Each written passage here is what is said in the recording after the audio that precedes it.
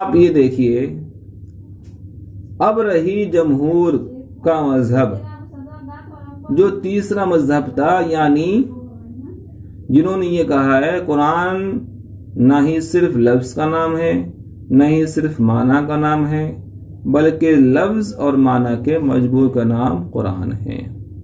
اب ان کی دلیل کیا ہے؟ ان کی دلیل یہی ہے کہ انہوں نے کہا دیکھو اب ہمیں الگ سے کوئی دلیل دینے کی بات ہی نہیں ہے۔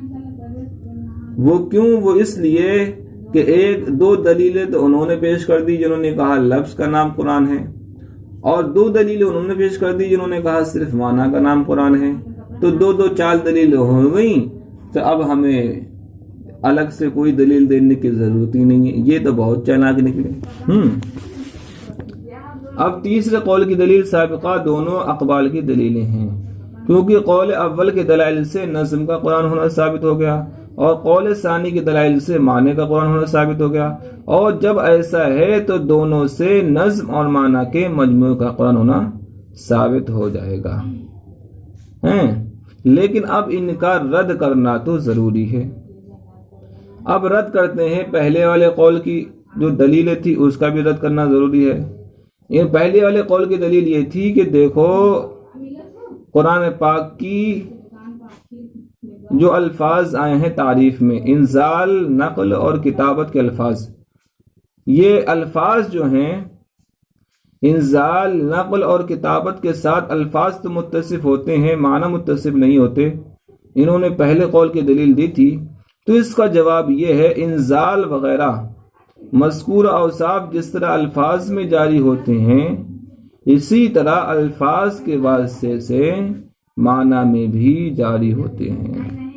آپ نے صرف یہ سمجھ لیا کہ انزال، نقل اور کتابت صرف کس میں ہوتے ہیں؟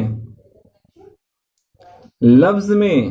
ایسا کہنا آپ کا درست نہیں ہے، بلکہ جس طریقے سے الفاظ میں ہوتے ہیں اسی طریقے سے معنی میں بھی ہوتے ہیں۔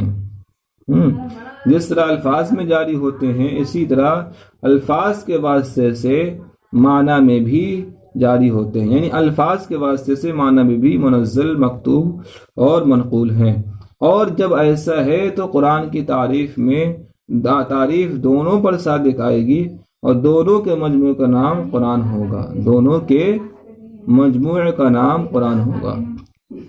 اور رہا قول ثانی والی جو دلیلیں تھیں،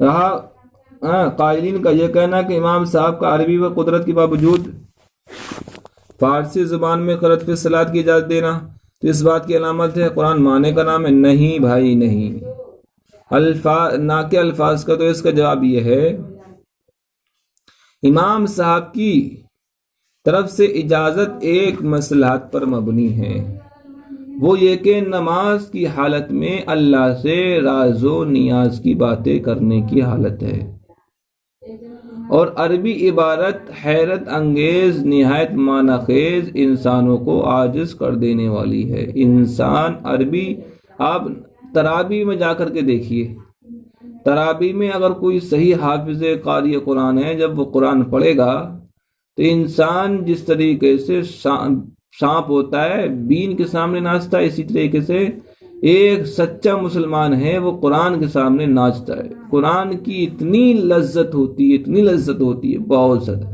مگر اکثر ہمارے ہندوستان، پاکستان، سری لنکا، بنگلہ دیش کی جتنی بھی مساجد ہیں، بر صغیر کی ان تمام مساجد میں 1/3 50% سے زیادہ ایسی ہیں جن میں سب گڑبڑ گڑبڑ گڑبڑ گڑبڑ گڑبڑ گڑبڑ گڑبڑ گڑبڑ گڑبڑ گڑبڑ۔ ارے بھائی، تم قرآن میں نماز تراویح میں قرآن سے پڑھتے ہو یا پھر گانے بجانے لہرانے کا مطلب ہے؟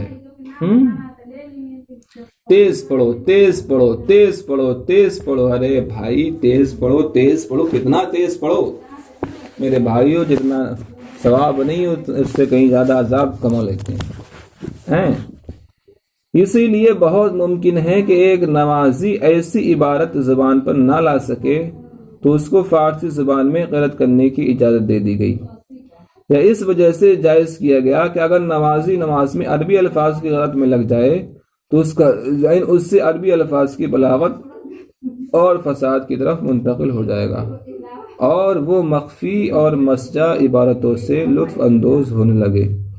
بس اس کا یعنی کہ اب قرآن پڑھ رہا ہے، اب وہ اس بات کی طرف سوچنے لگا کہ اللہ تعالیٰ نے یہ فرمایا، اللہ تعالیٰ نے یہ فرمایا ہیں۔ اب کہیں اگر کوئی نحوی ہے تو وہ یہ کہنے لگے گا یار فی آیا تو فی حرف جار آیا، کیوں آیا ہیں؟ الحمدللہ تو اس میں الف لام کیوں آیا؟ اب صرفی ہے تو اپنی بحث کرنے لگے گا، تو اس میں فصاحت و بلاغت اگر ذہن اس کی طرف نہ چلا جائے، اس سے عربی الفاظ کی بلاغت و فصاحت کی طرف منتقل ہو جائے گا، اور وہ مخفی مسجع عبارتوں سے لطف اندوز ہونے لگے گا۔ بس اس کا حضور قلب اللہ کے ساتھ خالص نہ رہ سکے گا، بلکہ عربی الفاظ نمازی اور اللہ کے درمیان حجاب بن جائیں گے۔ بس امام اعظم جو کہ سلوک میں سیر فی اللہ کے مرتبے پر فائز تھے اور فصاحت و بلاغت کے امام تھے، اس لیے انہوں نے اپنے منصب سے یہ بات کہی، نماز میں فارسی زبان میں قرأت کرنے کی اجازت ہے۔ یہ بھی خیال رہے کہ حضرت امام اصحاب نے بعد میں اپنے اس قول سے رجوع فرما لیا تھا، اور وہ بھی فارسی زبان میں عدم جواز کے قرأت کے قائل ہو گئے تھے۔